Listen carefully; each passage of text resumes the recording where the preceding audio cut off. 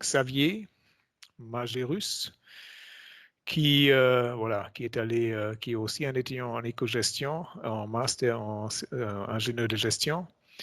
Et voilà, Gon était très proche et maintenant on va s'éloigner encore une fois, qui est allé au Japon, à Sophia University. Xavier, vous êtes encore là? Oui, je ne sais pas si vous voyez mon image. Oui, tout à fait, vous apparaissez là-bas. Bonsoir. Bonsoir. Donc, le Japon. Euh, Magnifique expérience. je ne vais même pas commencer à demander vos connaissances linguistiques maintenant, mais vous allez nous raconter pourquoi est-ce que vous avez choisi le Japon et pas voilà, le Gand ou Trondheim ou une université en Europe. Mais donc, quand le Japon était disponible, c'était la première année que l'UNAMUR faisait ça. Donc, je ne savais même pas à la base qu'il y aurait le Japon. Et vraiment, j'ai vu la destination, je me suis dit, bah, il faut que je tente. Parce que c'est un pays qui est tellement éloigné, c'est une culture qu'on ne connaît vraiment pas du tout. Enfin, il y avait tout pour moi à découvrir là-bas, et je me suis dit, bah, je ne ferai jamais ça, ou j'aurai très peu de fois l'occasion de faire ce voyage-là dans ma vie. Et du coup, je l'ai fait. Bon, très bien. Donc, c'était au centre de Tokyo quand même, hein, avec C'est ça, oui. plusieurs millions, dizaines de millions de personnes. C'était un peu, pas un peu overwhelming, comme on dit, un peu choquant quand vous êtes arrivé là-bas après avoir passé votre vie en Namur ou proche de Namur. Ça dépend des heures à laquelle on se balade. Donc, si on va dans les heures de pointe, là, la légende est vraie, hein, il faut quand même bien se serrer dans le train. Mais on s'y fait relativement vite. Donc, le japonais est quand même très bien éduqué. Donc, que ce soit dans le transport en commun ou quand on est beaucoup, il n'y a pas beaucoup de mauvaises choses qui peuvent vous arriver. Donc, ils se comportent bien, ils vont vous aider s'il y a un souci. Ils vont pas commencer à écouter de la musique à fond pendant qu'il y a tout le monde sur son GSM. Donc, non, même avec beaucoup de gens, tout se passe très bien là-bas. La vie académique, dans vos cours, tout était enseigné en anglais. Ouais. Est-ce que ça c'était faisable, vu que probablement les professeurs japonais parlaient aussi avec un léger accent en anglais, j'ose imaginer. Comment est-ce que c'était l'expérience? Et est-ce que vous avez quand même aussi suivi un petit cours en japonais ou seulement pour Ouais. l'expérience? Donc pour les cours, ils ont aussi une grande diversité de professeurs. Donc il y aura des professeurs japonais et non japonais. Alors il faut toujours un peu s'adapter à l'accent anglais des japonais, mais voilà, au bout de quelques jours, ça va, hein, on s'y habitue. Donc il n'y a pas trop de difficultés pour suivre les cours. Moi, j'avais pris la décision de prendre un cours en japonais, c'est absolument pas obligatoire. Mais c'est vrai que moi, ça m'a aidé parce que ça fait toujours bizarre quand on arrive dans un pays où on ne sait même pas lire les pancartes. J'avais un peu l'impression de retomber en enfance, de ne pas savoir ce qui m'entoure. Et donc, oui, j'avais suivi un cours de japonais qui me permettait au moins de pouvoir demander mon chemin, de repérer les panneaux, savoir une carte, ce genre de choses, quoi. Ah oui, c'est ça. Est-ce que c'était difficile de trouver un logement? Je me rappelle l'année dernière, on avait deux étudiants qui étaient à Shanghai et qui ont trouvé un petit placard de 6 mètres carrés, quelque chose comme ça, qui ont payé 1000 euros, quelque chose comme ça. Donc, est-ce que c'était difficile à Tokyo? Alors non, pas du tout. Donc, parce que vous pouvez avoir l'aide de l'université. Moi, j'avais pris un logement universitaire. Il y a toujours moyen de trouver un logement sans l'aide universitaire, hein, par vous-même, et ça demande un peu plus de démarches. C'est possible, mais souvent, c'est se compliquer la vie. Mais les logements universitaires sont généralement bien. Par exemple, là où j'étais, ben, j'avais quand même une chambre assez grande.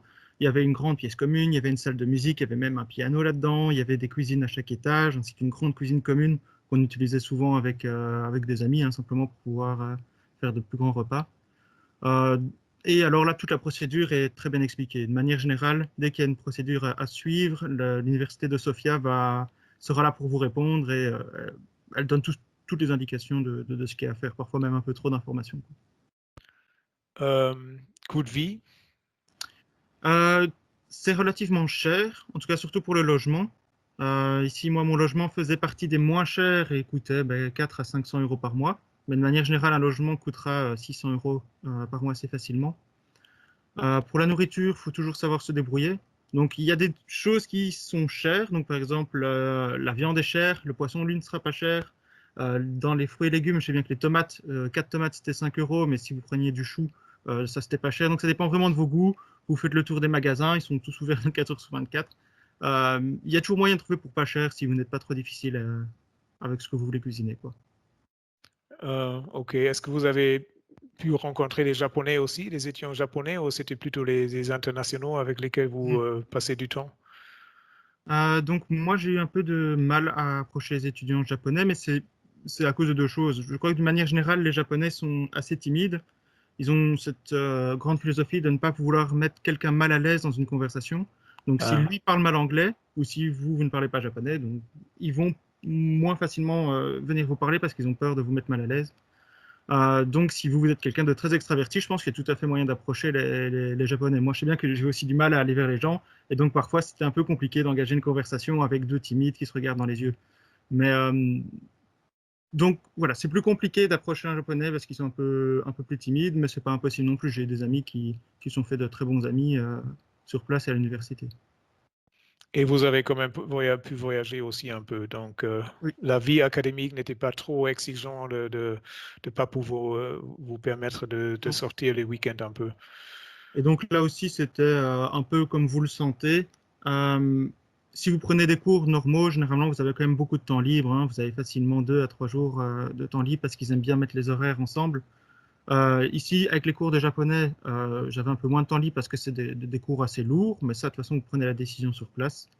Mais après, voyager, c'est tout à fait possible. Vous avez le temps. Le travail n'est pas spécialement dur. Voilà, si vous travaillez un peu comme les Namur, voire un peu moins, normalement, vous en sortez très très bien. Et ça vous permet de voyager. Le coût des transports, ça dépend encore ce que vous prenez. Peut être cher, mais il y a toujours une alternative avec les bus. Il y a beaucoup de bus de nuit qui, eux, ne sont pas chers. Et une chose que je recommande, que moi je n'avais pas fait, mais si je vais retourner en Erasmus là-bas, je le ferai, c'est demander un permis de travail. Parce qu'ils cherchent beaucoup de profs d'anglais en job étudiant. Et donner cours en anglais au Japon, c'est même très, très simple. Souvent, c'est des parents qui veulent que leur enfant apprenne l'anglais. Et donc, ils vous engagent pour faire la conversation. Vous n'avez rien à préparer. Ils vous invitent même au restaurant parfois pour juste vous passiez 1 à 2 heures à parler en anglais. Et ça vous avez une petite rémunération sur le côté pour que vous puissiez continuer à voyager, justement. OK. Bon, merci beaucoup, Xavier. Est-ce que je peux donner vos coordonnées aux étudiants potentiellement intéressés Bien, par un bien séjour sûr. là-bas?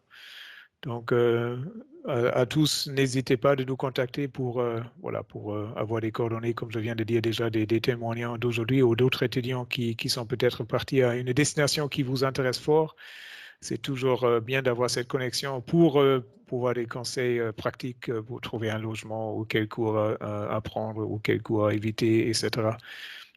C'est quand même bien de bénéficier de l'expérience que quelqu'un qui est déjà allé là-bas pour éviter les mêmes erreurs que peut-être cette personne a dû rencontrer ou a rencontré. Merci beaucoup, Xavier, pour Avec votre plaisir. témoignage et bonne continuation. Hein. Et Merci. sayonara, hein, comme on dit en japonais.